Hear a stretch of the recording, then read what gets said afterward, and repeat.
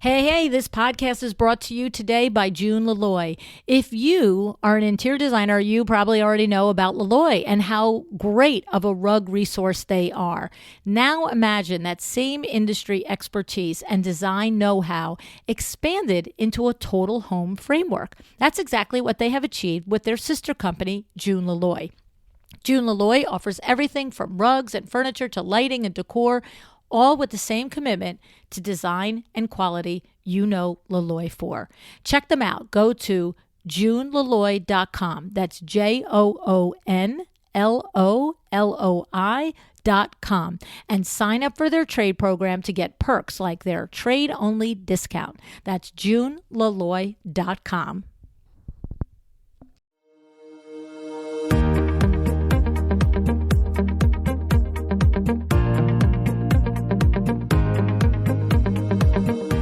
Welcome to A Well-Designed Business. My name is Luann Nigara, and I'm so glad you found this podcast. Together with my husband Vince and our partner Bill, we have grown our company WindowWorks from the ground up. So I know and I understand the challenges you face in running your interior design business. I also know that your talent alone isn't enough to ensure your success.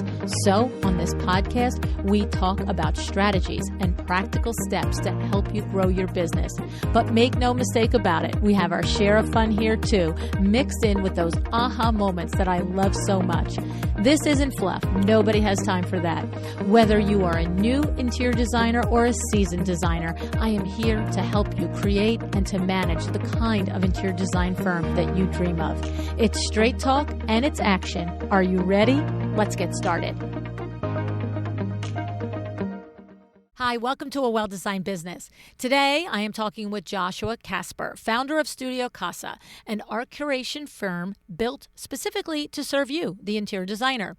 Interestingly, Josh doesn't come from the art world. He came from finance, from Goldman Sachs. This is where he learned how to evaluate value, manage relationships, and to think strategically about revenue and profitability.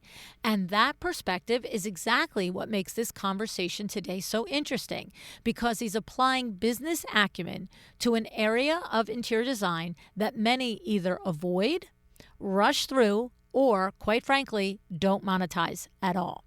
What stood out to me in this conversation is how Joshua has taken something that feels subjective and intimidating, art, and turned it into a streamlined, repeatable process that saves you time, increases your revenue, and elevates your projects. I mean, is he speaking my language or what? He's not just sourcing pretty pieces. He's helping you think differently about art as both a design element and a business opportunity. If you've ever felt unsure about how to guide your clients in art selection, or if you've defaulted to prints, online searches, or will figure it out later and that never happens, this episode is for you. We're talking about how to remove the overwhelm, how to confidently present art to your clients, and of course, how to make money doing it. Well, let's hear what Josh has to say. Hey, Josh, thanks so much for joining me on A Well-Designed Business today. Thank you so much, Luann. It's great to be here. So I am looking forward to this interview. You and I have talked quite a bit off air, but I'm still looking for the same thing my listener is thinking about now. Who is Josh? Who is Studio Kasa? And why should I care about it? I'm a little ahead of the game than they are, but I would love to hear it from you. What is Studio Kasa, and why are you so committed to bringing this to interior designers, and that's who your target client is that you love to work with? What is it that you do for designers in their projects? Absolutely, Luann. So at a high level, Studio Kasa is an art curation business. We focus on sourcing art at all different sorts of price points for interior designers. A few things that make us unique against some of our competitors in this space is that we've developed a seamless process that helps designers save time and generate revenue when sourcing art. So you've got the aesthetic aspect of it, where we're able to leverage art from hundreds of different resources all over the world to help designers' properties be even more elevated. And then you've got the business side. Save time, generate revenue. Okay, so that seems almost a little too good to be true right there. Because Because, like listen, I'm not an interior designer, but I've worked adjacent to interior designers for more than 4 decades. And art is very specific in that sometimes a designer would say to me, "Oh my goodness, this is my client's one of a kind piece. They're collectors. This was a $40,000 piece." And I'm like, "Oh my God, that's incredible." And other times they're like, "You're not going to believe I picked that up at XYZ and it was $300." And I'm like, "Oh my God." Like it's just it feels like going to a car mechanic. like, Yeah. do I need brakes or not? Like, is it really $800 or is it $300? So art feels like this hard to understand, hard to grasp. And just because it's expensive doesn't mean it's worth it. And just because it's inexpensive doesn't mean it's not worth it. So, do you help designers with that quagmire? Yeah, absolutely. So it's a very important question that plays into our approach. So most people, when you sit down with them to talk about art, the first question they will ask you is, what is your budget? I do not ask that question early on. I care about what someone wants stylistically. I can always back into budget because there's usually multiple artists that make similar looking pieces. We really care about the aesthetic of the property and how that marries into what the end client is looking for. That is our focus, and that's why we label ourselves as a curation company versus an advisory business. So, yes, we help designers navigate that, but we're doing it in a way where we want their voices to be heard as far as what they are looking to accomplish. Is it that piece when you walk in and everyone's like, whoa, this is a completely different level? Or is it that more subdued, elegant piece that's going to be sitting on a wall? As a side note, we are extremely conscious about where we spend our clients' monies. My background, as I think you know, is in financial services. I spent a Hmm. number of years at Goldman Sachs. Rest assured, we are not spending a lot of money for pieces for bathrooms and closets. So Hmm. we've got a much better financial rubric than any other art business that I am aware of. So let me ask you a question, and I am asking to understand. So when you say I don't really start with what's your budget or investment level, I start with what's your vision, what do you want to accomplish here? Does that mean that if I'm designer Sally Smith and I come to you and I'm like, "Hey Josh, I need a piece." And maybe what doesn't matter if I need a statement piece or I need a piece to go over the buffet in the dining room that the chandelier is the showcase. It doesn't matter, but if you don't know maybe I can articulate, right? Like I want it to be this or that or whatever words that designers use.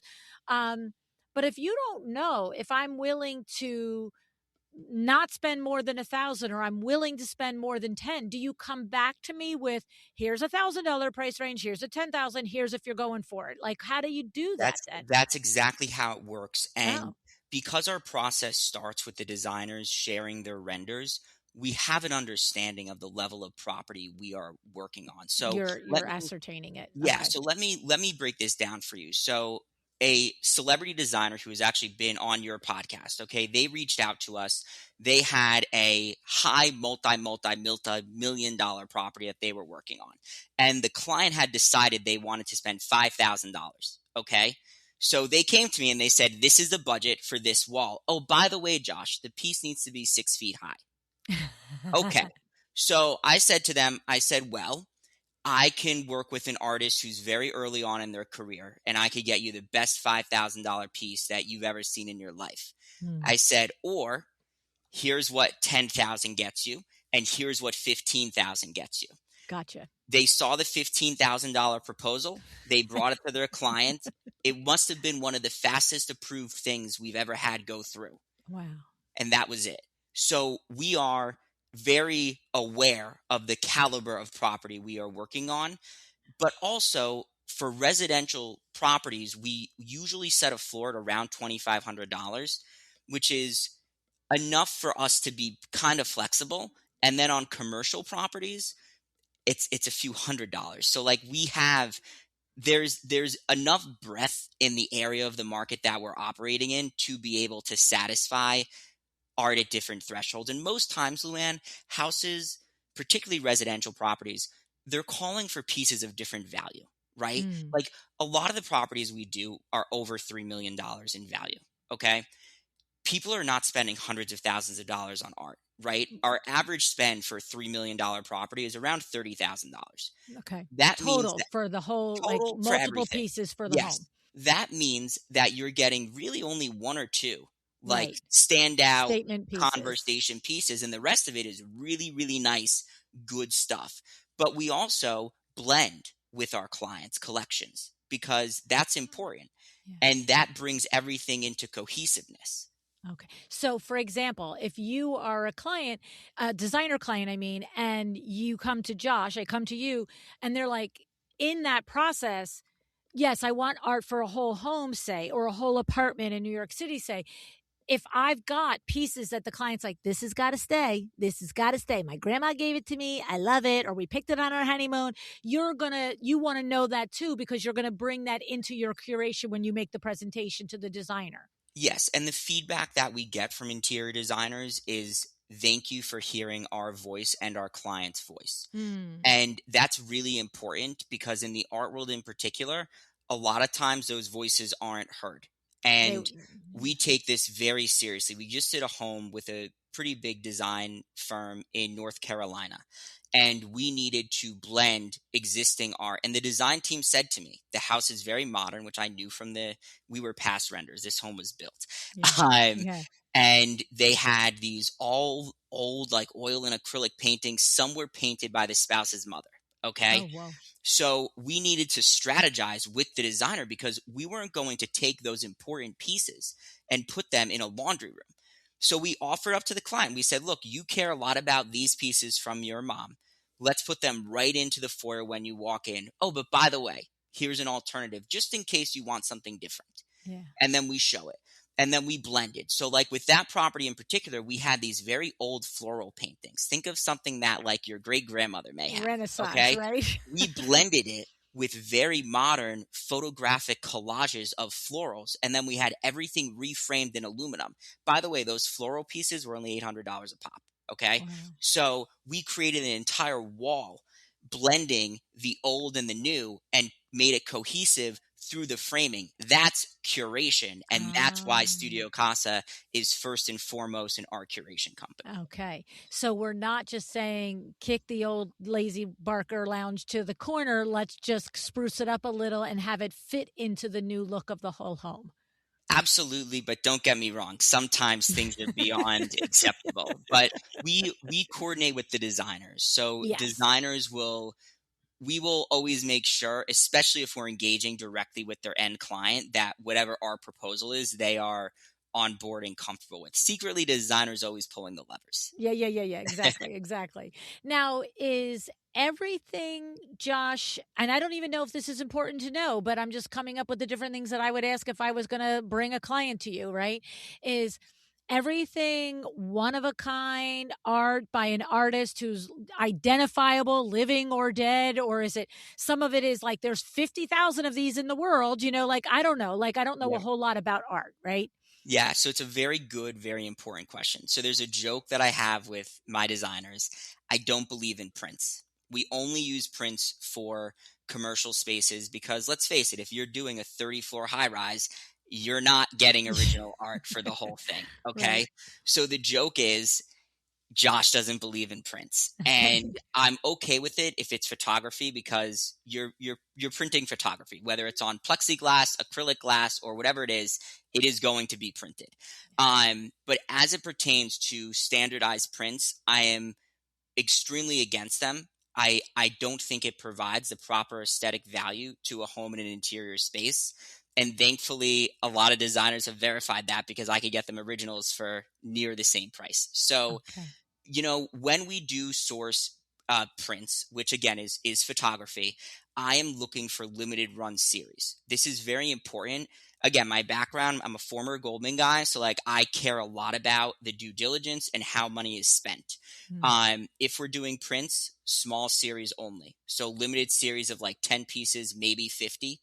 Okay. But we do extensive due diligence on the artist to make sure that they're not printing off separate sizes and creating new series because it does affect the value of the pieces, even if it's just an $800 print. So most of the pieces are one of a kind. The key thing for your audience, Luann, is that the work is commissioned.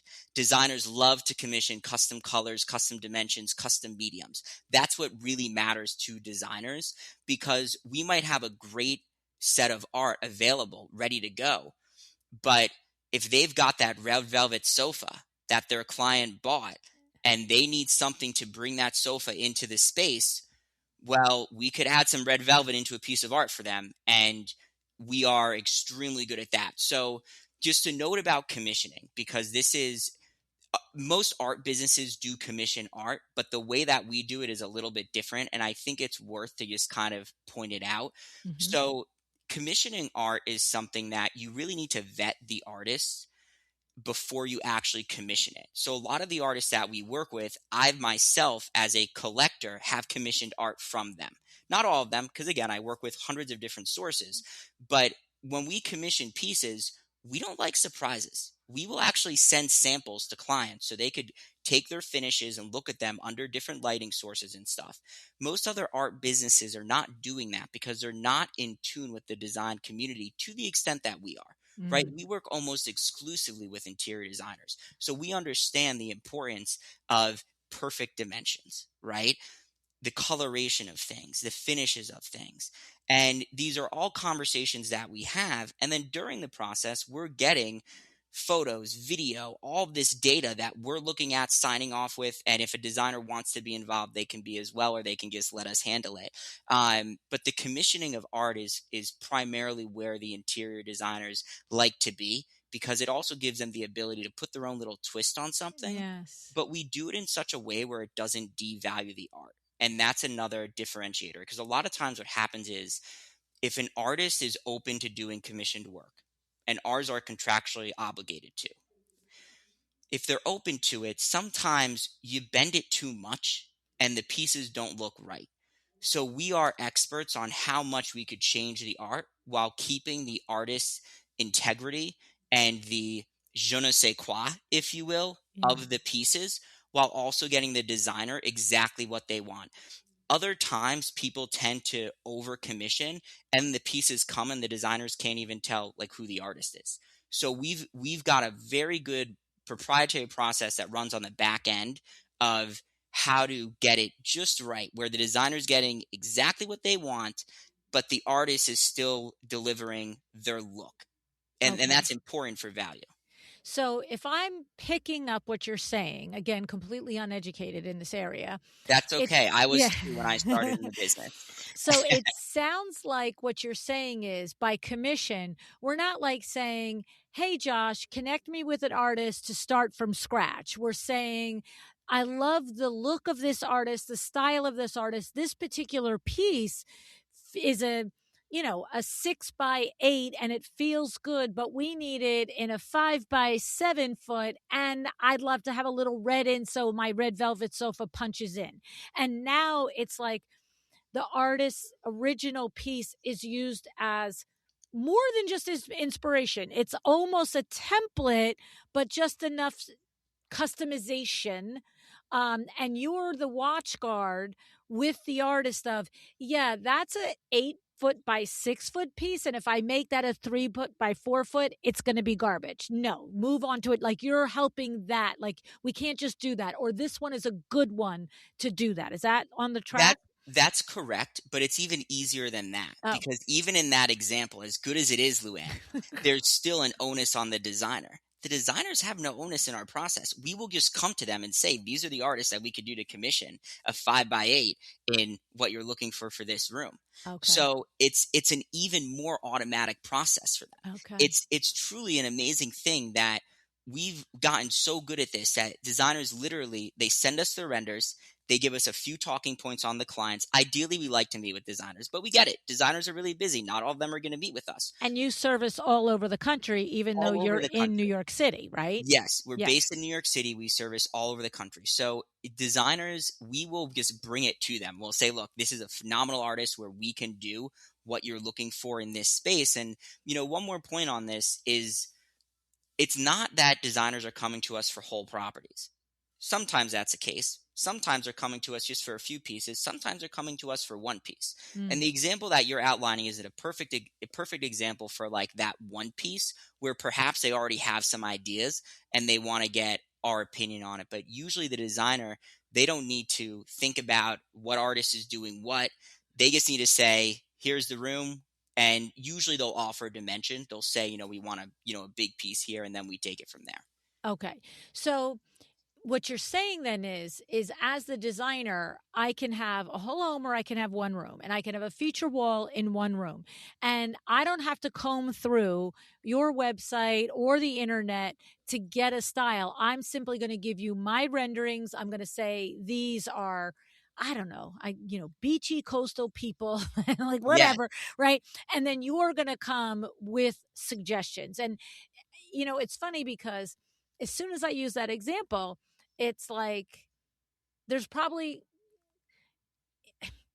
in other words, somebody's sensibility could be easy breezy and could be casual and can be open living and whatever comes to mind when you think of like a Hamptons home, right? Like with the big yes, patios and the big yeah, windows and the inside outside living. But that doesn't mean I want the art to be the ocean, right? Like the correct. ocean's right there. I'll take the real thing, thanks. I don't need a picture of the ocean here. But you and the designer have that conversation, and you might come back with an abstract piece, or you might come back with whatever, but you're taking on the way designers are always saying, I'm designing for the way you want to feel when you walk in the room, right? So Yeah. you're taking that the next step. The art is now going to extend that feeling, right? Art is going to extend that feeling. And the nice thing is, like, historically, designers that have sourced art on their own, it's a struggle because you have a variety of different vendors and you're not really getting curation, right? With us, it is pure curation. So we are extremely focused on Mm, that space and what you and the client are looking for. And that's why this business works so well, because mm, it is about aesthetic and taste married together within a home, which goes back to the company's name, Studio Kasa, right? mm. Studio is all about artist studios. The word Kasa, granted, we spell it with a K as an homage to my last name, Kasper, but Kasa is the word for home. Yeah. And everything gets married together. Okay. Now, question for you. You mentioned like 2,500 is the base. So if I am a designer and I've got a project, if I'm only going to do one piece, I got to realize that the budget has got to be up probably 2,500 or more as a baseline, is what you said. Do I understand that Yeah, properly? there's pieces that are below 2500, but we set the expectation at 2500 because if someone comes to me and they want, a 24 by 36, that's probably not going to happen below 2500. Right. Now, my question in that, and with that understanding, is you're a business guy, from a business perspective. If I come to you and I'm listening to this episode, and I'm like, oh my goodness, this sounds amazing. I need help with art, blah, blah, blah. And I might, give you the renderings and give you the dossier on the client and their vibe and their, aspiration for the home. And I might only need one piece. And I fully expect to purchase one piece. But what happens when you've shown me 10 pieces and I've shown them to the client and I've liked 8 of the 10 and the client's like, meh, meh, meh.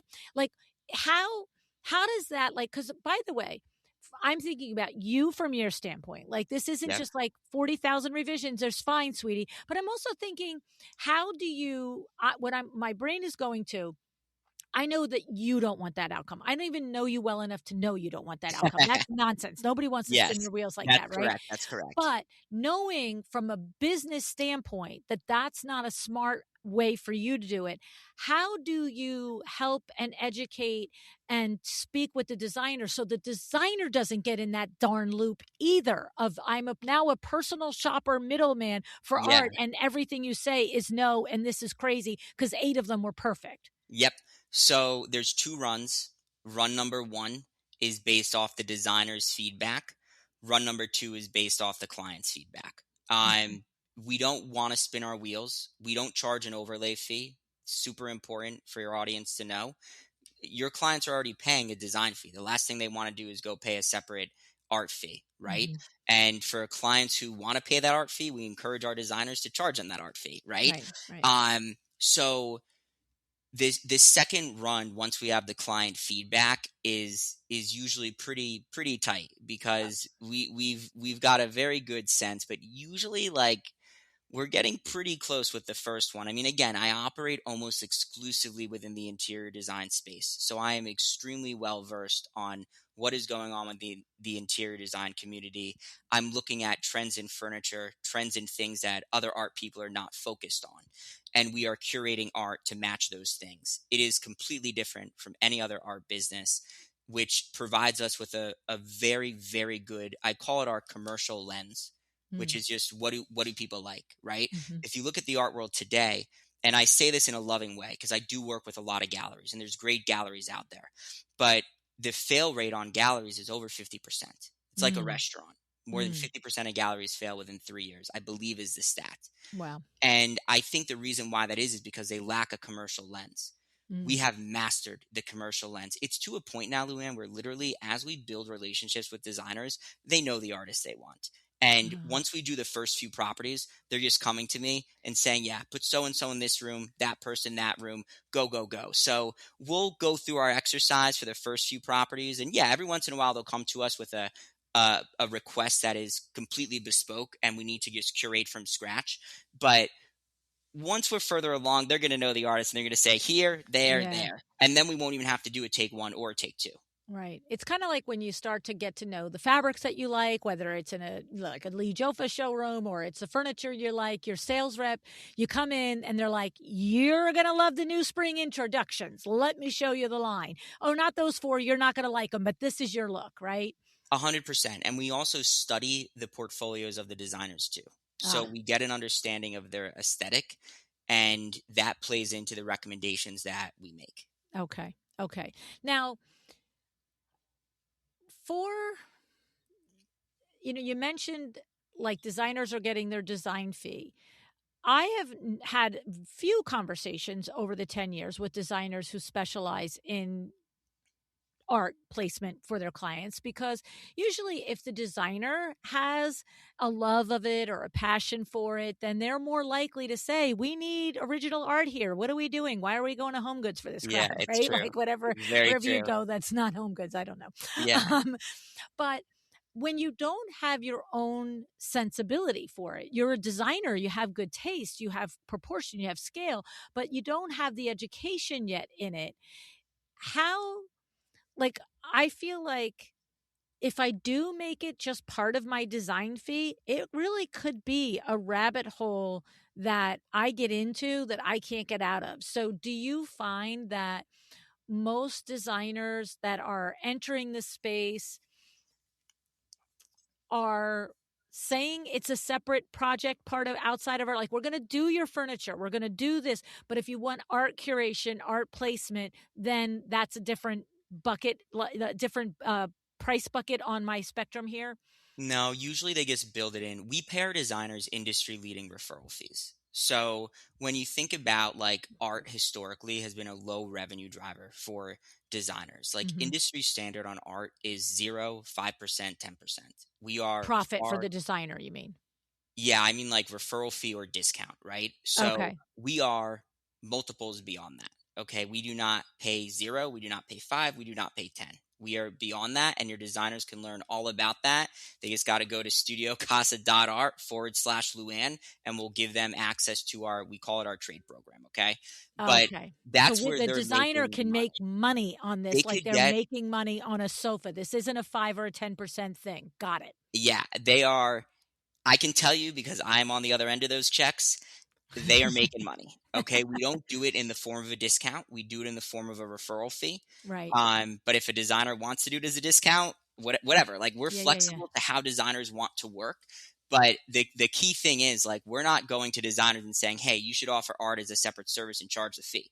What I was saying earlier was that some designers realize that they could charge a fee for it, so they do, and we Yes. say pocket it, because that has Yes. nothing to do with us. We've already Right. made it a business decision that we're not going to charge an overlay. But where the money is in those referral fees. And this is important because the art world, like, even just people that I know in the business, industry standard for a designer is obviously lower than industry standard for dealer to dealer, right? Hmm. But in the art world, when I talk to other people, they're like, well, some designers we pay X, other designers we pay half X, and some designers we pay nothing. To me, that's a completely crazy thing. All of Hmm. our designers are treated exactly the same. All of our designers get the same splits. The only thing where sometimes things differ is like if we're working with a very famous high profile artist, then the margins are obviously compressed because they're Gotcha. super in demand. But most of the artwork that we're sourcing is with emerging artists. So designers win two ways. They get our referral fee, and then a lot of time they're charging a markup on top of that. Right. So I would say like art is one of those revenue drivers that historically no one has looked at and said, wow, I'm going to make another $50,000 on this project by sourcing art, or even just $10,000 on this Yeah. project by Yeah. sourcing Yeah. art. And we are pioneering that. One, art should be in all these spaces and you could do it at a low cost and it's all going to be super high quality, mainly because I don't believe in prints. um, and number two, we're doing it in a way where we're saying we value you as a business partner, and here's how much we value you, that we are going to give you referral fees that are large enough that you're not going to get more if you even go direct to the artist. And Right. that's how we've structured it. One more point on this, if I may. Sure. um Designers years ago started bringing art to me to buy. That was a crazy thing to me Mm. because I thought that our value was to do the curation. Mm. But our referral program is so rich that even if they go to the artist themselves, they're usually not getting as much. And also, if something happens, import, getting it through customs, or the piece arrives damaged or whatever, it's their liability. They don't want to deal with that. So in our book of business, we have a segment of designers. They actually select all of their art and they tell us to go buy it. And the benefit to them, they don't have to think about it. They don't have to deal with it. Our clients are super happy with the results that they get from Studio Casa. When I say clients, I mean designers and their end clients. Yeah. So if a designer knows that we are going to consistently deliver a positive client experience, it doesn't make sense for them to go through a whole time consuming exercise with 10 artists when we could just handle it in house here and have it done. No work to them, and they're still going to get paid more, and they don't have any liability.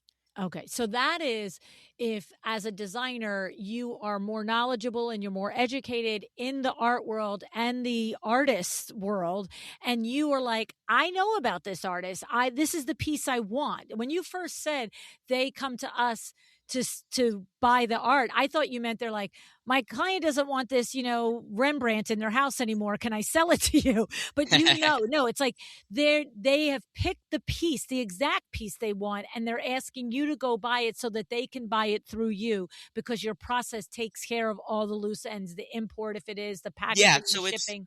it's both. It's Yeah. if they want something for the wall, like most designers want our opinion. Okay, Yeah. like they Yeah. Yeah. want us to curate the art. That is the Yeah. vast majority. It's probably Okay. only 15 to 20% of our book of business where it's designers that are coming to us and saying, "You go buy this, take care of it."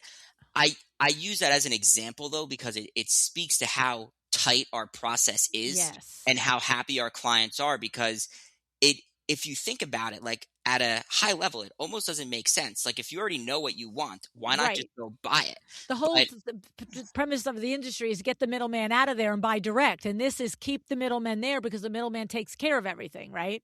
exactly. But Yeah. again, like our main value is the art curation. The other thing is there's levers that we know how to pull to get prices down Yeah. that designers just won't be familiar with. Right. So, It's not their we business. have artists that are working with different materials. Bronze is way more expensive than resin. Well, if you coat resin in automotive paint, it looks like bronze. Ah, So, and it weathers very well.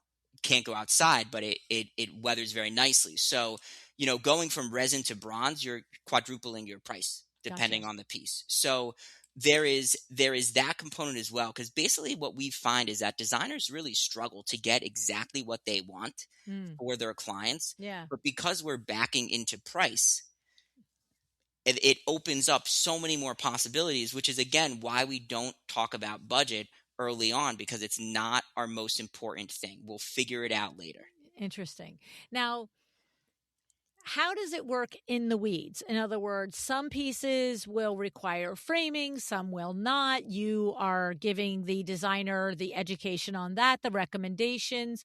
And now, say a piece requires framing. Am I looking, if I'm in, Iowa and you're in New York City, am I looking at frames online and is it the color and everything true? Do I get a set of frames in my studio? How do the logistics work for a designer in actually doing this? Yeah, so the framing, a lot of the pieces come framed from the studio if it's meant to be framed. For outside framing, we work with a wholesale frame operation in New York, which is important because the designers could literally double, triple the prices of the frames. That's how good our pricing structure is with them. Everything's true to color. They receive videos of the exact frames that they're looking at. We'll show them, if they're in a floater, there's certain dimensions, the space between the piece and the frame, that all Mhm. needs to be done very scientifically and methodically for Mhm. the right aesthetic, Mhm. specifically for commercial properties, especially if you're doing something that's going into a lobby, right? It's like the Mhm. center. Um, so the framing is another area where they can actually generate revenue. But to more directly answer your question, everything's true to color, everything's true there. The thing is, honestly, a lot of times designers, if something's not coming framed, they have a local framer and they'll just have it sent to the receiving warehouse. So Um, the designer can opt to get it from you framed or get it from you unframed, but your framing 100%. prices are really crazy good, you Our said. our framing prices are far better than they will be able to get because we bring a profile, right? So if I go to a so like when working with this frame company, right? We're not going to them and asking them for one piece here and there. We're asking them Mhm. for a bunch of pieces at once. It's the same way how we get designers clients better prices on their artwork, right? Mhm. You might have a piece that you want for your property, but I might be working on 5 properties. So I might go to that artist and say, "Listen, we're buying all 5 of these together. This is our pricing structure." Mm. And now we're able to save, the designer could either save that money, pass the discount on to their client, or they could pocket it. It's Right. up to them. They can make more profit. And Yeah. and that's the thing. It's about profile, and that's also really important when you're trying to get art that's hard to get. Having a profile enables us to cut lines and waiting for commissions. It does a lot of beautiful things for us that people take for granted. But Luann, when you're waiting for your photo shoot and you call me up and you say, "I've got a photo shoot in a month. My client just said we could buy this piece." I'm going to be the one to make that call and say to the artist, "Look, we've got 2 other properties we want to put you in, but I need this piece. You got to drop everything, and we need to get this one in time for that photo shoot." Wow. Yeah. That's when you have leverage, right? It's all about leverage, yes. Goldman guy. Of course it's about leverage. there, Let's there, be there you go. serious. Yeah, exactly, exactly. Exactly. So now, another question I have for you is you mentioned that you said in passing in one of your statements, like you have a lot of emerging artists. Yeah. So if I'm a designer and I'm working with clients in their late or mid 30s, early 40s, is there any like possibility that, like, not a guarantee, there's no crystal ball, but hey, you're buying this piece now from this hot emerging designer and who knows, in 40 years it might be worth 5 times its value. Is that a thing, or like, Lance, stop, that's the It's a movies? thing. I mean, look, we don't. So, because of my background in finance, I'm very alert of securities law. So, I will never tell a client that a piece is going to be worth more money, but I will sit down with them and I'll say, "Look, I own one of these in my personal collection. I paid 3,000 for it. It's 3 years later. It's worth $12,000. I have another 4 of them that I have as well, and I believe in it. Yeah. And this is where I'm putting my money." I mean, the thing is, on a interior design client, right? A lot of designers' clients are successful people. Let's Yeah. face it, interior Yeah. design is a That's what luxury I'm saying. business. There's people out Okay, there that would care about and that if it and was a they thing. exactly, and this is another differentiator to our business. Like, my background is completely different than most people in the art world. I don't have an MFA. I have no formal training. I've got a great eye and I've got this investment knowledge. But, I will never sit down with a client and say this piece is going to be worth more. So I always tell them, make sure you like it.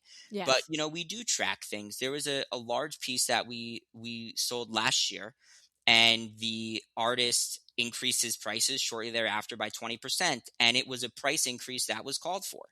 Mm. He was getting more notoriety. He was getting more gallery representation. He was selling more, and he couldn't keep up with the demand. A piece that I like to see are museums, museum collections mean a lot more to me, frankly, than galleries do, but I am very in tune with pricing. And to that point, I'll advise clients to not buy things if I don't Mm, feel that the pricing is good. I've done that before with some few like higher profile pieces, mhm, and clients appreciate that lens because mm, Luann, I don't need to sell a client a piece of artwork. We're far past that. I'd yeah, rather give them my good advice and have a really good relationship with them and their designer. yeah, That's what I yeah, care about. yeah. And so it seems like to me, whether I have a good working knowledge of the art world or not as an interior designer, you're gonna kinda hold my hand through this. Like, I don't have to come to you and be like, "I know exactly what I'm talking about. I have studied art, I know art, It's and I better if know you the." know less. It's Okay. better if you know less. We have designers that know very little. We have designers that know a lot. I will Mhm. tell you, the decision that the designer needs to make is if a designer already has a list of galleries that they really like, Mm, we're not trying to displace them. If okay. those galleries are great and they're doing good by you, we're just another tool. Right. That's it. So like our goal is not to displace, but we are an all-inclusive package. So Mhm. for designers that are frustrated with dealing with different artists, galleries, dealers, whatever, this is one place where it can all be done. And chances are we might have relationships with those galleries. I mean, we have very wide breadth. Yeah. But I would also say that art is an intimidating thing. I got Yeah, into that's the what I'm art world. saying. Like, we don't have to be intimidated. You Sounds don't like have you're to be gonna help intimidated. us. Like, we're going to help you, and we're never going to sit down and say to, well, this is neoclassical, blah blah blah. Art speak doesn't matter. It's three things. It's wall art, textured wall art, 3D wall art that covers your walls, and then you got freestanding sculpture. That's what it is. Yeah, That is designer speak. I yeah. think if someone in the art world is listening to this, they would cringe at that description.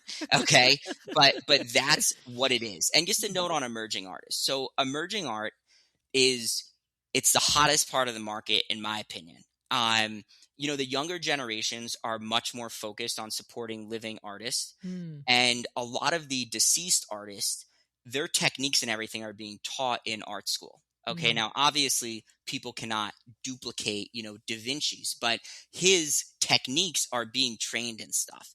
And a lot of the techniques that modern artists have are far superior to what existed back in the day. So your emerging art is usually, they say art is subjective, Luann, but mm. quality is not. Okay, if Right. I give you two Birkin bags and one's fake, you're gonna know.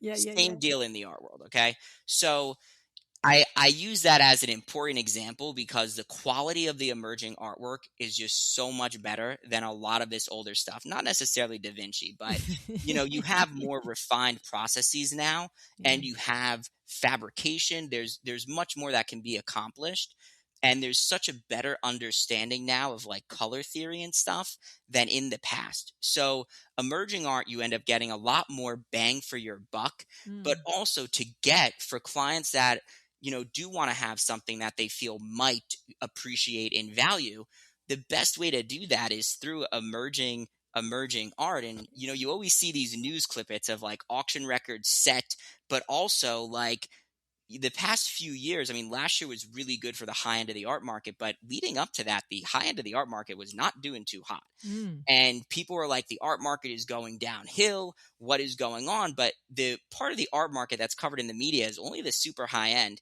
The Yeah. emerging part of the art market is doing phenomenally. And I suspect it will continue to do so because people want to work with living artists and they want the experience, which we could talk more about as well, of working with a living artist. Okay. Okay. That's all good information. And I understand. It's almost like if somebody says, Apple's a good stock to buy. Well, maybe it is and maybe it isn't. Like it was 20 years ago. It might still be. I don't have a crystal ball, right? Like this is the thing with emerging artists. You can say what you expect and project, but Yeah. it's not to your point. You gotta like it. You're buying it because you want But I will say this, the likelihood of your sofa increasing in value is probably zero. it. Your Exactly. art has a much higher probability. A When I probability. Yeah. when I first started, I remember one of my very first site visits. I was down in Florida and the designer had spent $30,000 on a console table. It was phenomenal. custom everything, some of the most beautiful stones I had seen, and the fabrication was really, really good. Then she had a $30,000 bed frame. It looked not unique. And she said to me after, she said, I wish I had spoken to you sooner because I would Mm. have put the money into the artwork instead of the bed frame. Wow. And and that just spoke volumes to me. Yeah. So I bring this up because it is the only thing really, like sofas, furniture, millwork, once it's in, it's worth less immediately, right? Right. Right. It's the only thing in the property that really has a chance at appreciation. That's not to say, by the way, that doing a home doesn't value. Obviously, there's tons of value there. I'm not making that Right. comparison. Right. You do a Right. Right. kitchen, you're increasing the value of the house, but you're also enriching your clients' lives. Right. So when I think about art, think about it this way: like if you're doing a property, imagine you're doing a luxury high rise or a new build somewhere, right? And you've got these phenomenal views. When people walk into these properties, if it's a property with views, they start with the views, Right. right?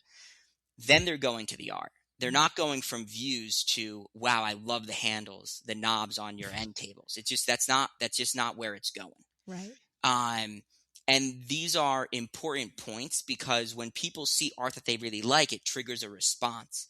And in that regard, it does enrich the environment far more than other things in a environment can. Yes. Um, and that's important for people to understand because so many times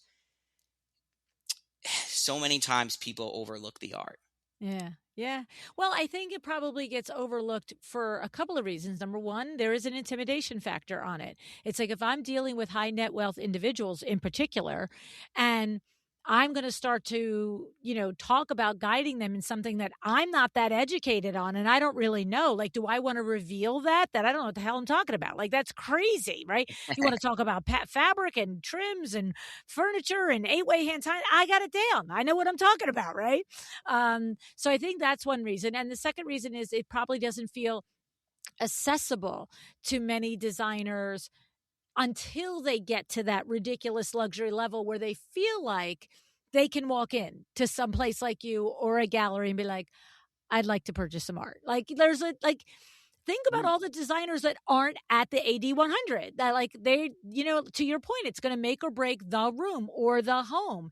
And if I'm correct, yes, you'll take the AD 100s, but your target client for designers is anybody that wants to put any art into any home. This isn't just the high end, We right? work with all spectrums. I have a meeting Yes. Thursday with the designer from the AD 100. I mean, we cover everything. Even the AD 100, they are not spending $30,000 per canvas. So Right. it really covers all spectrums. I think the thing is we've made it accessible, but we're also doing things that are really unique. I'll give you an example.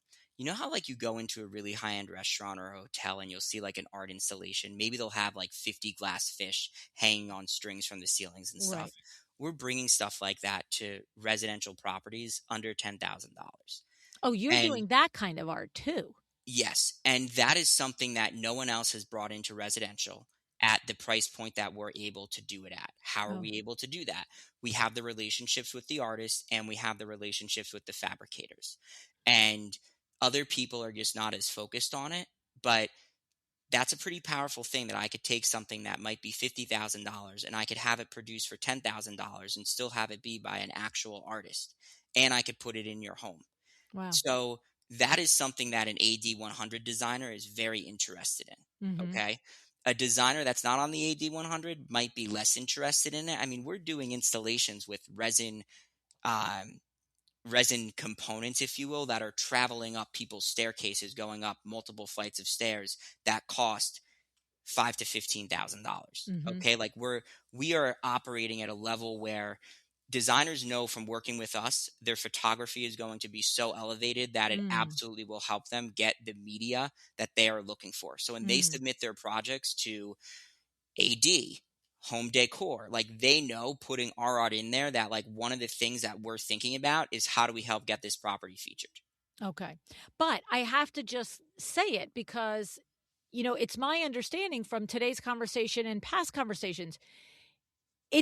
This is not exclusively like for the ADL 100, all that. This is if you are a regular designer in North Carolina, in New Jersey, in, you know, Arizona, and you need art, you don't have to be who you are yet. You could be who you're going to be. You could be who you Yes. are at And your present and always be that way, right? and to that point, we work with these phenomenal designers. They're one woman shows, Yeah, and that no one's ever going to hear of them, but they they do are spectacular com- work. completely next level. You would Yeah, think that they're a huge company. yeah, You would have no idea. yeah, We have tons of designers, and they are like, I don't even know what word to use. I mean, they are powerhouses. yes, They're one person companies, and some of their projects are, $1 million, 3 million, 10 million. They're all over the spectrum. yeah, And those are the designers where they just really love working with us because they're getting a resource that otherwise they may not have access access to. to. Yeah, And that's the thing, we're bringing the access, we're doing it in a way that's going to save designers time. I mean, think about that. They don't have to think about the art. I mean, I cannot articulate yes. that any more clear. Like, renders, a little bit of bullets, ideally a meeting, and then we're putting it together. Yeah, You're going to show it to your clients. We're going to take their feedback, and we're going to nail it the second time if we haven't nailed it the first. yeah, That's it. We don't want to go in circles. It's not a good experience for us. It's not a good experience for the client. I will say this. There is a segment of designers that they will spin their wheels, and yeah, they'll go to the galleries or go wherever, and then they'll come to us last. And that's totally fine. Wherever we fit in for your business, if you want to use us as your backup, that's fine. If you want to use us as your go-to, probably makes a lot more sense because you're not going to have to deal with any problems. But there's different ways that designers plug us in. And that also speaks to, you don't have to come to us with the whole house. If you've got one piece that you need, let's do it. One of the questions that designers will sometimes ask us, because designers find us a lot of the time, hmm, and they'll say, like, I don't have a project right now, but mm, I want to be in touch. What mm, can I do? Because I don't want to just add you to my vendor list. right, And we tell designers, just go to our website. In this case, it's studiocasa.art/Luann, and book a consultation. And that's the best way to do it, because then we'll put you into our CRM. We'll make sure that we're building the relationship. And when the time comes, you'll have us because you would have met with us, and you'll understand. right. I like that idea. Let me understand the process before I need the process.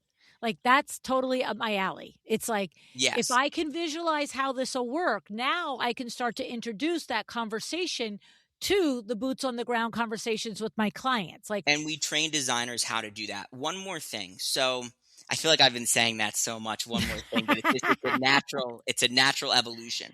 So there's two ways that we work with designers, okay? Way number one is that the designer can just white label everything. Client never needs to know that Studio Casa exists. Okay. We never talk to the client. And this happens all the time. And it's not a designer thing, it's a client thing. Some of our designers will say, these clients are going to love talking to you. Talk to them. Other Mhm. clients, they'll say, these people have no time. They're relying on me to take care of this. I value you, but they're never going to talk to you. I Right, get it. Again, we service almost exclusively interior designers. We right. understand the game. So that's way number one, where we have no interaction with the end client. Way number two is when we have interaction with the end client. And again, it doesn't vary designer by designer. It varies client by client. Uh-huh. But the fact that designers give us access to their end clients, that should tell you something. Mm, Because when you think about it, like, how many vendors, not contractors, actually are having conversations with your clients? right. And even just last year, we picked up a designer. I was so excited to start working with her. And she was originally very hesitant. She has her set of vendors, but she took the meeting. And she said to me in the meeting, she said, it's very hard for me to get to trust people because my clients are high profile. Everything sits on NDAs, and we have not worked together before. I said, no problem. Let me give you a list of references. Check my references. And she didn't call any of the references. She started me off on a very small project. We nailed it. And it was not an easy one either. Then she gave us a second project. We nailed that one. Then she gave us a third one, all in the course of a year. At the end of the year, she calls me up and she says, I have to tell you, we've worked with a lot of other art people.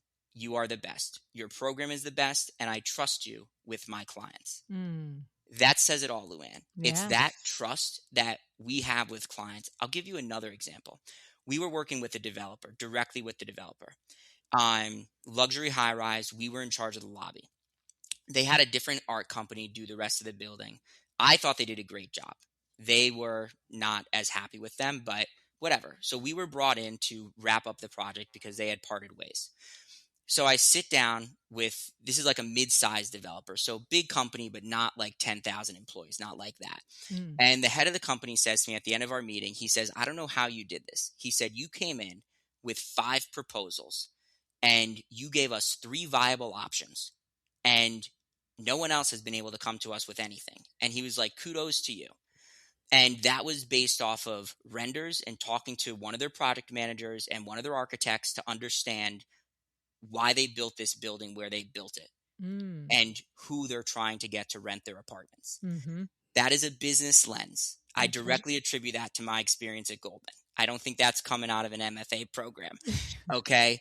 And that developer, when we finished that project, so we delivered the piece and everything, the guy calls me up and he says, next time we're just gonna have you do the whole building. He's like, you could put together a commercial program, right? I said, no problem. Yeah. So the level of trust that people have, that's what matters to us. And that tells us that we're doing a good job when people are introducing us to their clients and when their clients are saying to us, you nailed this. That's what Yeah. makes me happy. Yeah, yeah. No, that's awesome. I mean, the thing is, it's funny because similar in a lot of ways, it's like the way window works with interior designers for their window treatments.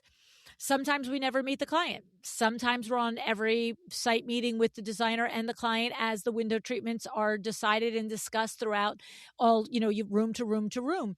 But they know that we're there in service of them first, that it's us together and the client is getting the benefit of our work together. But there does have to be that trust that somebody knows that your vendor is there in service of you and your client, and there's no wiggling in and out of up and down and all the things. It's in goal of the project, right? That's a goal, the shared 100 goal.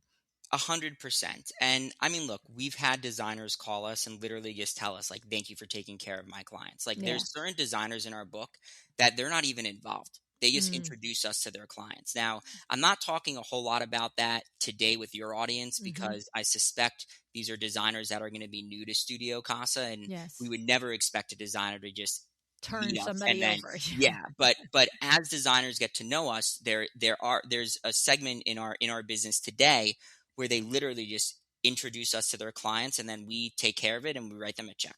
That's awesome. I And like that. that's the best thing for a designer because then there's no time. It's Yeah. here's the Yeah. introduction, go. But obviously, you establish trust, you have to go Yes. through a few And projects, there's a also, whole the thing. designer will know which projects they actually want to be involved in the art selection versus the ones that they're like, these people aren't going to take my advice no matter what, or they have strong opinions and you can handle it and it'll be fine, whatever the reason is. 100%. And Yeah. just building off of that point, if you're a designer listening to this and you've got a project and you don't know if your clients are open to art, have the meeting with us anyway. Because Yes. so many times we will show things to people and they will be like, that makes sense. We Yes. should have this. And if you don't have the conversations, you won't know.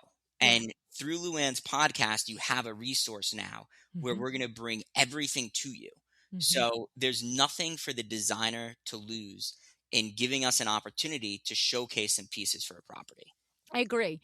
And one of the things, it's kind of like, I almost feel like, if this were like I don't know, a radio interview, I'd probably end it here, but I kind of need to bring this up. It's like going back 2 steps, but like, just what's the difference between somebody who is currently accustomed to sourcing art online, and I don't know even know what that means. What is online? Is Yeah, yeah. online, artisus.com? I don't know, but like the person who's not accustomed to sourcing original art from actual live artists and so forth. What's the difference, and what do you want to say to that person as far as maybe advice or encouragement or a reason to think of doing it a different way? Yeah. So historically, it's difficult for people to buy art without seeing it in person. Yeah. So sourcing it online can be very challenging.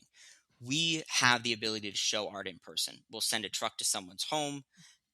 More often than not, we have a very good technique for doing digital, we call them digital packets. So basically a digital display of pieces. So it's as though you're standing right in front of them. It's far greater than anything you will find online. So I think for someone who's used to buying art online, and maybe they're not even buying it, maybe they're striking out, Hmm. we've developed a whole process where we can take someone who will literally say to you as a designer, I'm not going to buy anything unless I see it in person. And we will be able to convert them into, well, why do I need to see this in person? I have everything I need right here. Okay. And that is part of how we make that conversion. So I think like for the designer that's online, that's kind of point number one. Point number two is that if you're buying online, the discounts and the referral fees are never going to add up to what we are offering. So from an economic standpoint alone, we will always win there. But here's the real thing. When you're online, you're shooting out into the abyss. I Yeah, mean, even I get lost in these I websites, and I know. don't use these It's like a websites. rabbit's hole, It's right? a rabbit hole. I will tell you, Luann, years ago, we had feedback from a designer, and they said to us, have you ever thought about creating a master catalog? And I said, yeah, I have it. And she said, well, why don't you ever share that with anyone? Mm, And I said to her, I said, people get lost in it. yeah. I said, we have a master catalog. I said, don't you worry. We know where everything's coming from. We've got everything on lock and key. And she said, but don't you think if you share that catalog with people that they'll be able to see more art? So I'm really big into taking feedback. Yeah. Okay. So I took the feedback and I started sharing this catalog. It did not go well. Now you Okay. went from selling art all the time to just So, not selling anything, so, right? so people, we were doing the curation, but we were also giving the master catalog. And we learned that people weren't looking at the catalog, which is fine. It proved my initial thesis. So like, people always say like, where can we go and see your art? Okay, of course, Studio Kasa, spelled with a K, Kasa .art. That's Yeah. our website. You'll see some art, but go to our Instagram at underscore Studio Kasa underscore. That is where you will see over 1,000 different pieces of art and hundreds of studio visits and just me talking about art. There's tons of media there.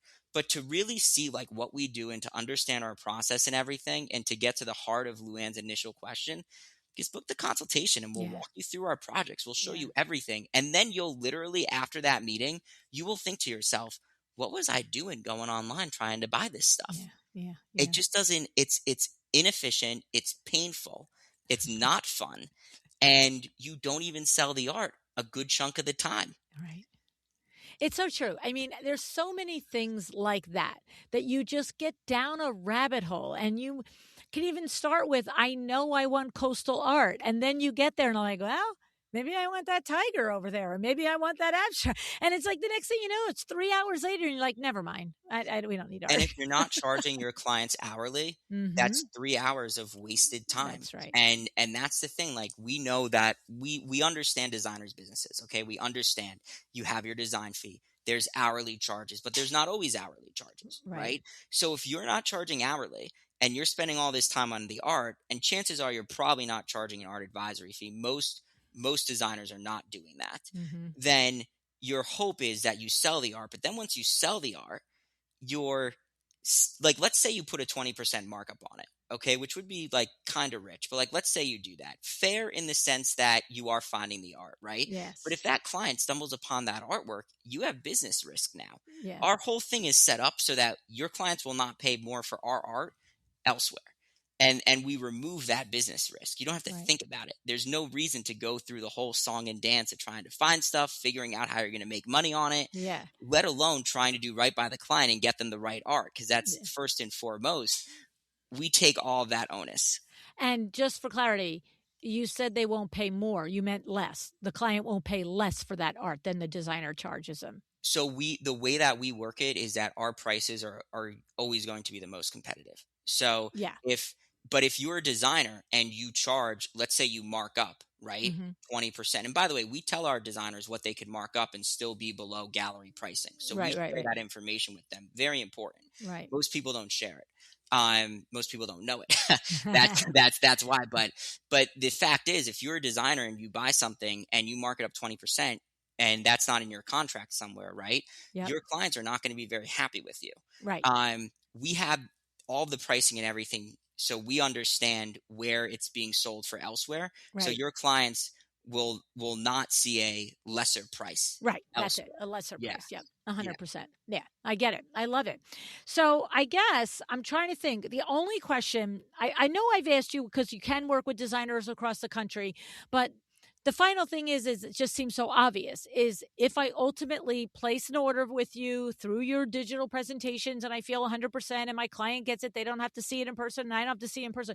You're going to take care of shipping it to me. I know you've mentioned a couple of times we'll pull a truck to your house. So if I'm in Oklahoma and I've got, a 10,000 square foot home, okay, you're going to pull a truck up. But if I need two pieces and I'm in Oklahoma, you're going to take care of shipping it to me, correct? Take To my care of receiver, to the house, whatever I it goes decide. even further. It goes even further. So it's everything from sourcing, shipment to installation. Oh, and you'll So find us an installer. absolutely, because Ah, we know the questions to ask installers. yes. Look, a French cleat is a basic thing for an installer to do, not a basic thing for a homeowner to do.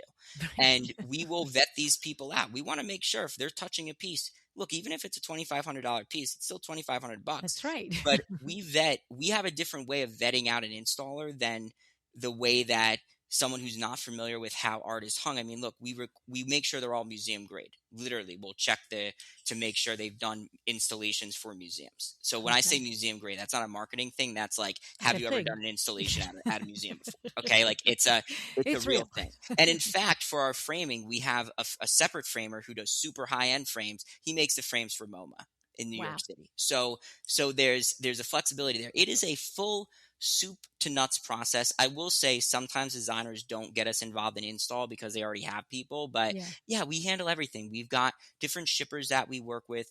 The key thing, if you're a designer and you've ever had to deal with import, which I'm sure you have because so much furniture and everything else comes from, Italy and other places in Europe, um, customs. Ah, That is a huge thing.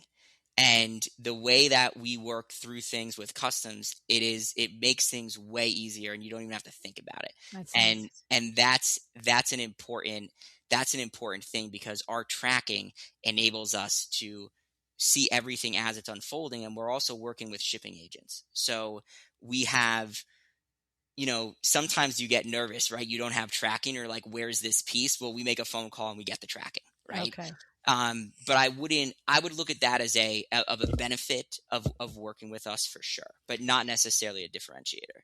So this brings up two other questions based on what you were just saying to me.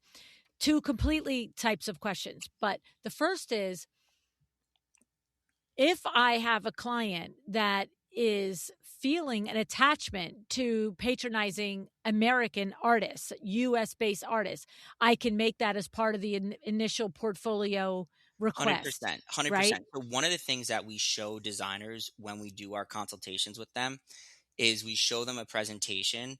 And one of the examples is a home where the client wanted to see everything in person. So it's not only an American thing. If your client lives in California and they want to see all the art in person, we'll flag it in the presentation where it could all be seen. So although we've pioneered this digital aspect of it, we hear you and we know that some clients are still going to want to see stuff in person. Okay. Usually it doesn't happen, but it's all there. And look, when the whole import tax situation started, we had a lot of clients making that request. So it's a whole built out portion of our portfolio. Okay. So that's good. And then my second question is, this podcast is listened to by interior designers in 106, 120 countries across the globe. So if I'm listening and I'm in the UK or I'm in Spain or I'm in Dubai, can I work with you too?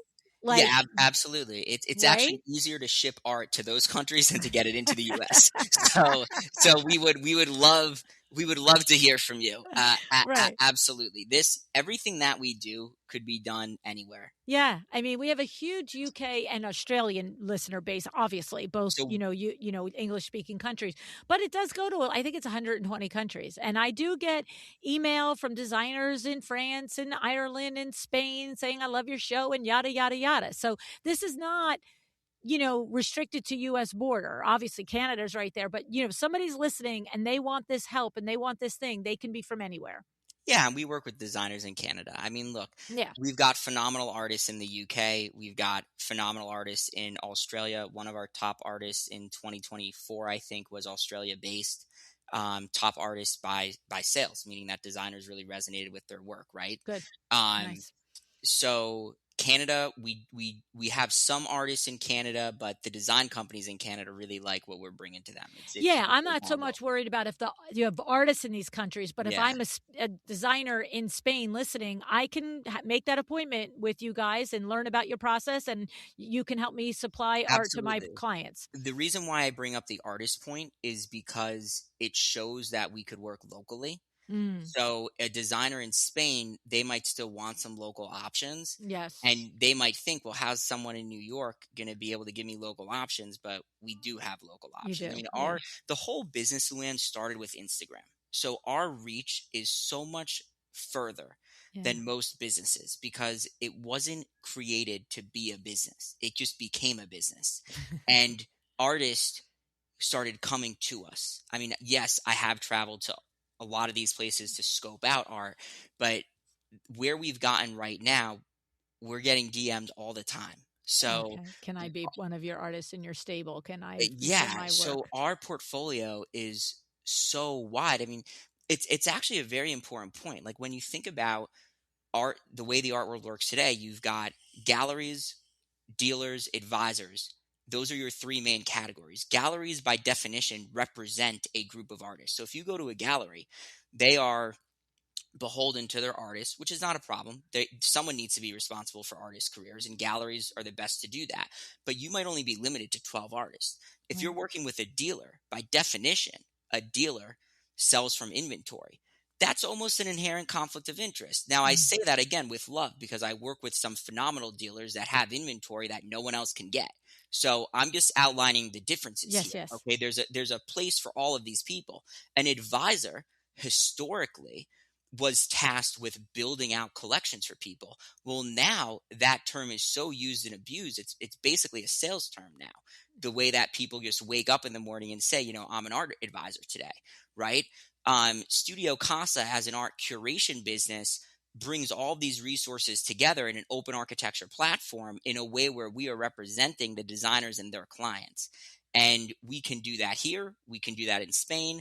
We can do it anywhere. And because of our reach, it's easy for us to operate wherever we need to.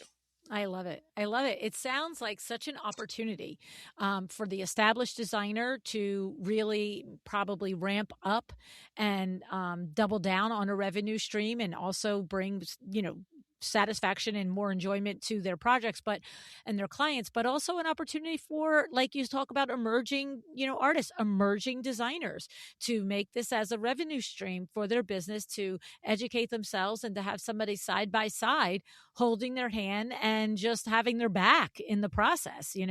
So I love it. I just think it's an awesome opportunity. I appreciate that. And I think another thing, just thinking back to the interview that I'd listened with I think it was the CEO of J Poor Living. Asha. Um, yes, Asha, there was a question that you had asked her, and I think it was, correct me if I butcher this, but I think it was, how do you get people to buy expensive rugs from you when they could go buy cheaper rugs elsewhere? Right. Oh, I don't And remember asking that so question, but she okay. she started speaking about handmade rugs and Yes, the yes, yes, quality yes. that you get. And once you put them in front of a client, how I think she had said like they find the money for it or something. I don't remember exactly, so I'm not quoting her specifically, but it's a similar thing with art. The only difference is you're not walking on it. so Yeah. so it's on your wall. So I would say to your designers, like if they are unsure if their clients are going to be interested in art, they should speak to us so that we can teach them on what that conversation looks like. Because, we did a property one time. It was a very young guy. It was like his bachelor pad, okay? And the designer was like, I just don't know.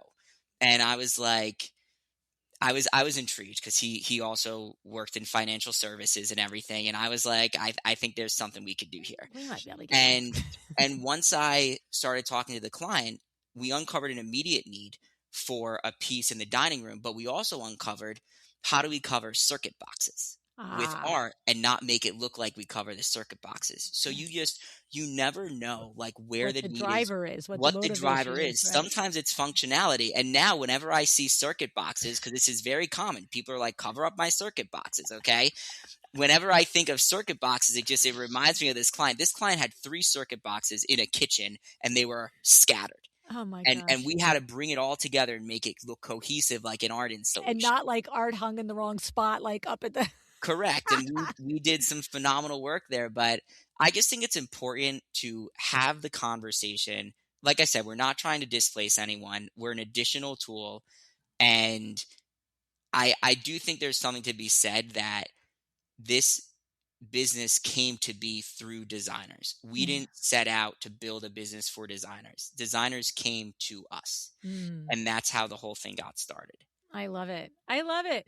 Is there anything that we didn't say about Studio Casa that we should say before we go? I feel like we covered a lot. Do you have anything left on your mind? No, I think we covered a lot. I'd just like to give the audience a view into like how the company came to be, because I Okay. know a few times we've mentioned my background in finance. So I think it's a good point for people to just be aware of. So I spent almost a decade on Wall Street. A number of those years were at Goldman Sachs. I was a relationship manager, and part of what I used to do was organize and facilitate due diligence meetings for very large transactions. And during that time, I was in a position to start buying art, and I was just getting taken advantage of. I would send this different people after the same piece of art to see what they would come back price wise. And the numbers did not align, Luann, let me tell you. No. Now, let me And just understand. Is this for you in the capacity of what you did at Goldman, or just personally you were starting to make personally, some money and you were yeah, like, okay. So exactly. you would send person Sally Smith to buy art on your behalf, and Joe Blow would get a completely different price from the same Exactly. source. Exactly. Whoa. So and that was just me leveraging just like due diligence acumen, right? Yeah. So my girlfriend at the time, who's now my wife, Mhm. she has a background in film and television. She was actually an actress. She played one of the orphans in Annie on Ah. Broadway years ago, and so she's very in tune with like what people want to listen to and stuff. So she said to me, she said, "I think people would love to hear about how you are kind of taking the art world and dissecting it." So naturally, I said to her, "You're out of your mind. People are going to make fun of me. This is crazy."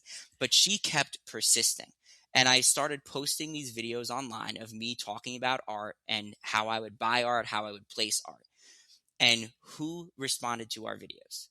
Interior designers. It started off with, "You interviewed this artist, their pieces are $30,000. Do you know other artists that make similar pieces for 3,000? This is why we don't ask budget." Wow. Just irrelevant early in a conversation. And then from there it turned into, "Hey, we're building this property. Can you help us source art?" So we didn't just like, or I should say, I didn't just set out to like build this business. This business came to me by need through interior designers wanting to Interesting. elevate their project. So everything that I've shared with you today, I wish I could say, "Luann, I am so smart. I came up with everything."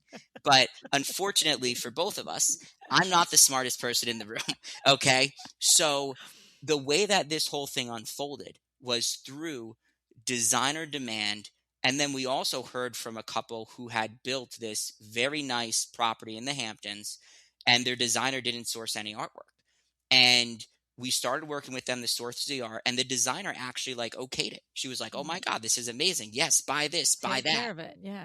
And that's really how the business came to be. So everything that we've done that has led us to almost exclusively service interior designers, it wasn't a master plan. It was completely organic, and I think it's why we have the reputation that we do today, because Yeah. we understand that the client experience is first and foremost the most important thing. We understand that you want to save time and you want something in your business that's going to generate revenue. And we also know that you need really good photo shoots. There's such a backlog Yeah. of photography sitting with these publications.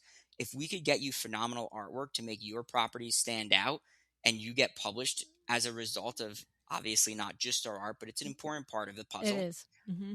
you're going to keep coming back. Yeah. And that's kind of what we have set out to do. So find us on Instagram at underscore studio KASA for Casa underscore. So at underscore studio Casa underscore. And then studiocasa.art is our main website. And then studiocasa.art /Luann. for our special offer for your audience. I love it. I love it. I think it's awesome. I have loved this conversation. I love learning about your origin story. I love the origin stories, how things happen, and about the Thank you. processes and the way you've got it so locked down. It's funny because, Josh, I'll just close with, you know, like you said at the very beginning, you have an eye, right? You had an eye, you had an interest in art. In my experience with all the interviews, the designers that hop on the interior design train, whether they've decided to switch careers and go to school for it, or they've just decided, they started similarly posting, decorating, and designing their own home on Instagram. And next thing you know, somebody's asking them to do their house and their this and that and the other thing. The ones that succeed quicker, faster in it's borne out interview after interview. It doesn't mean you can't succeed without this, but the ones that jump on quicker, faster are the ones that have some sort of, we call it in my world, an Eric Award transferable skill. There's something that they bring from the other industry they were in, whether they were in, they were in art, or they were in finance, or they were in project management, or they might have been in a corporation, but it was project management for, I don't know, making cookie wrappers. But Yeah, there's a yeah. sense of, yes, this is my passion. This is my talent. I have an eye for this, but we're going to put the structure behind it so that it can be successful and profitable. So I get to do the part I love, which is the talent part. And your story mirrors that whole thing, Thank which you. is really cool. I love I it. I appreciate that, and thank you very much for having me on. I appreciate it, and I hope that your designers see the value as well. I'm sure they will. Thank you, Josh. Thank you, Luann. Take care.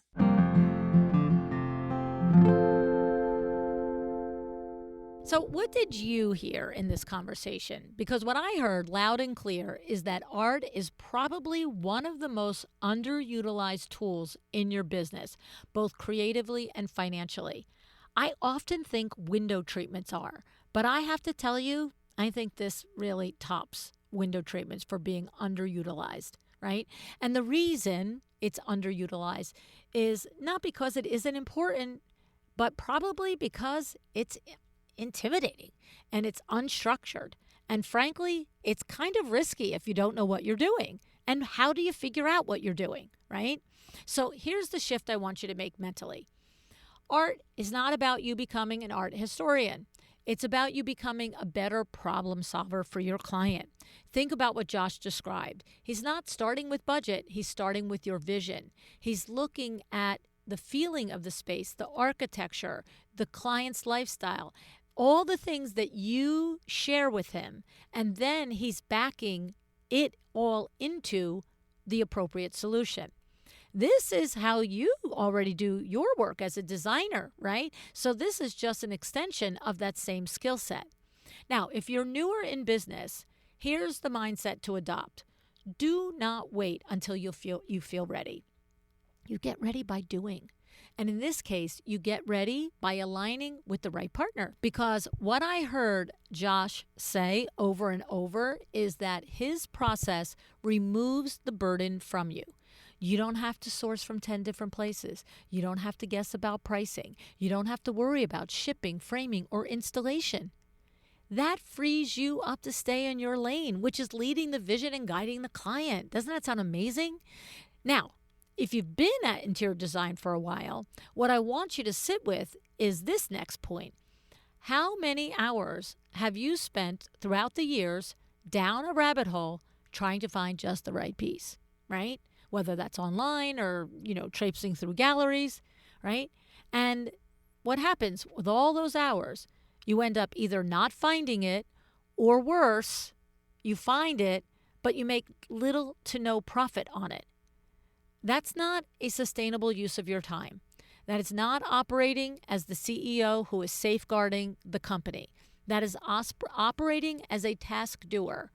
And what Josh has built is a way for you to step out of that role and into the strategic role that will benefit both your projects and your bottom line. Another big takeaway is this idea of the commercial lens. And I like that phrase because, yes, design is creative, but your business has to be commercial. It's a business. It has to make sense. It has to be efficient. It has to be profitable. And when you bring in a partner who understands not just aesthetics, but also pricing, negotiation, sourcing, and scalability, you're strengthening your entire operation, not just the part that selects art. And then let's talk about the client experience for a moment, because at the end of the day, that's what it's all about, right?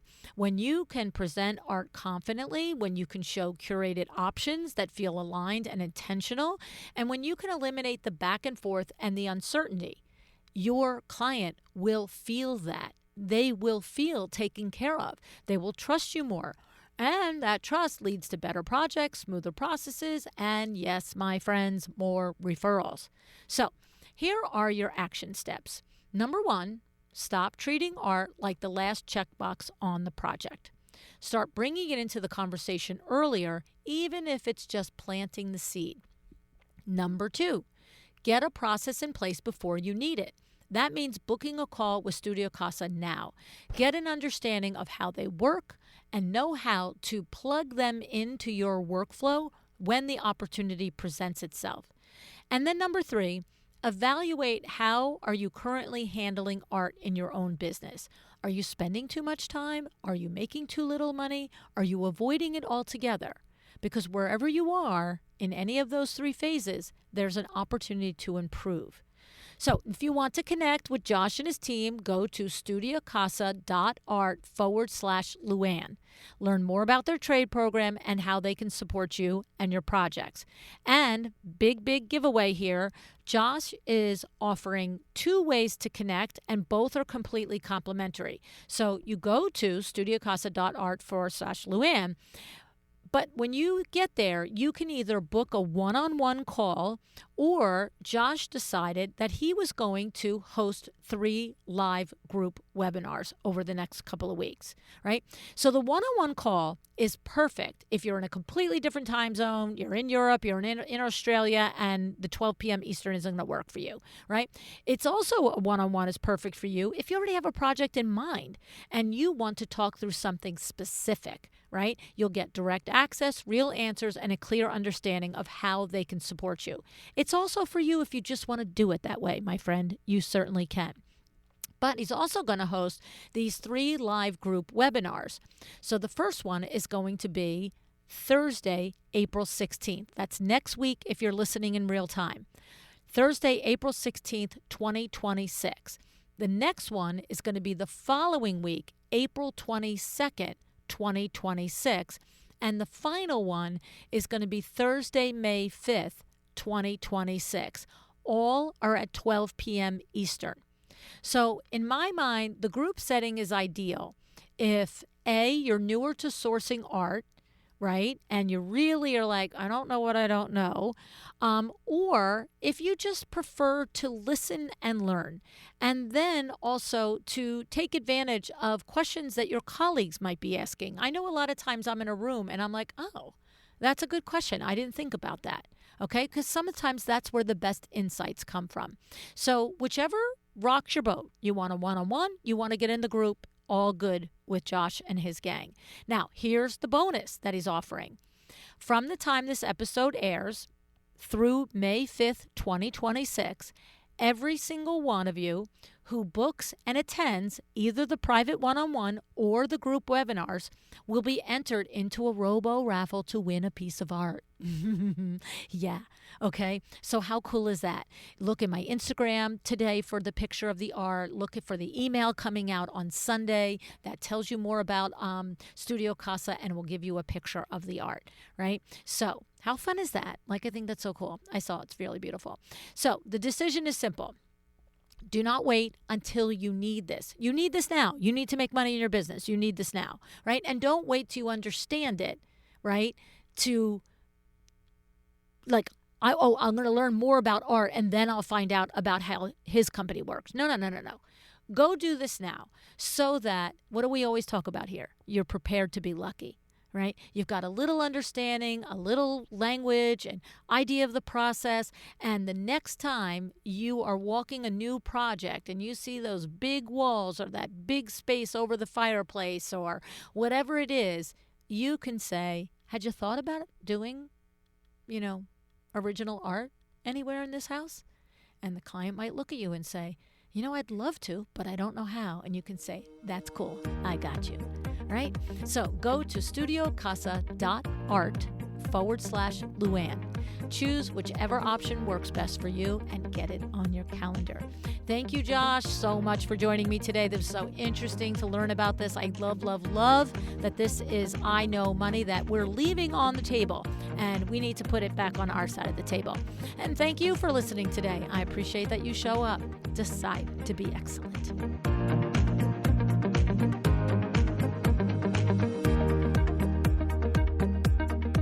Thank you for joining me today. This podcast is a production of Luann Nigara, Inc. If you want to know more about me, my books, or Luann University, go to luannnigara.com. And if you are interested in having WindowWorks help you with your next window treatment or awning project in the New York, New Jersey metro area, go to windowworksnj.com to learn more. Have an excellent day.